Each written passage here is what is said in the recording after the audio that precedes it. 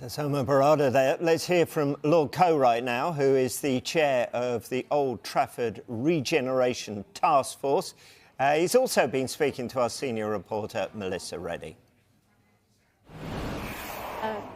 Seb, you've been involved in some really extraordinary projects. You said this is the most exciting and potentially the grandest and has the ability to be the most transformative. Well, they've all been exciting projects. Clearly, the development of the Olympic Park in East London was hugely exciting, and then obviously to be in the leadership of a team that delivered the Games. But I genuinely think this has a bigger potential. We're talking 20 years on. But the thing I'm most proud about is, yet again, sport sits at the heart of a regeneration story. And we know that if you create sporting opportunities, then there are lots of things that flow from that, particularly for young people in hard-pressed communities.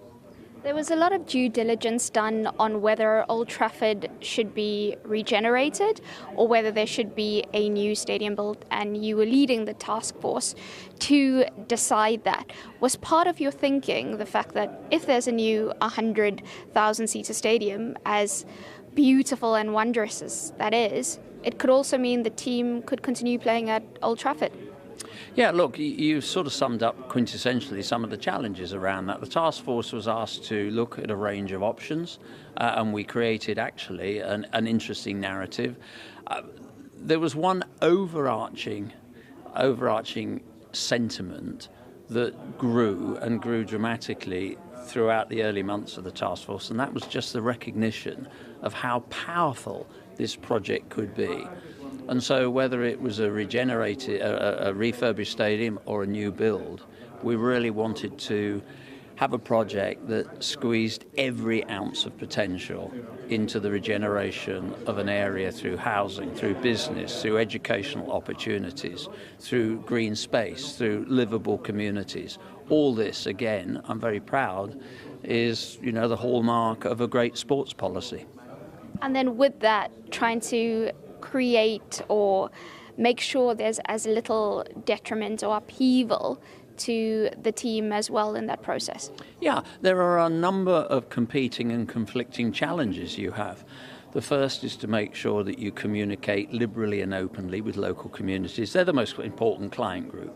It's really important that you don't just assume that, everybody understands what you're doing, and the consultation process that took place amongst local residents. The task force has been involved in that. We've also done a lot of surveying and discussions with the fan base as well, because it's their club, and I know as a football fan, you're very tribal about your own football club. So all these things have to be managed, and different horses ridden at different paces. But I think we're moving in the right direction. And critically, we've also got unanimity across the political divide, and a chancellor that recognises, and a government that recognises that this is a very important part of the government's growth agenda. So yeah, still some way to go, but we're in good shape.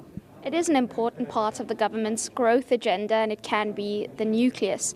As Sir Jim Ratcliffe said, he also said Manchester United won't seek government funds for the building of the stadium, just the wider transformation of the area. Having been involved in projects like this previously, do you think there's a lot of scope for investment? It would be seen as an exciting investment opportunity in terms of things like naming rights for the stadium and such. Yeah, absolutely. There is massive commercial potential around a stadium with the kind of ambition, and for a club that is one of the biggest, most powerful and recognisable sporting properties on the planet. So that is a really important platform, and Sir Jim is right. That's for the club to design and to construct, and that's the stadium and all the other commercial things that can and should flow from it.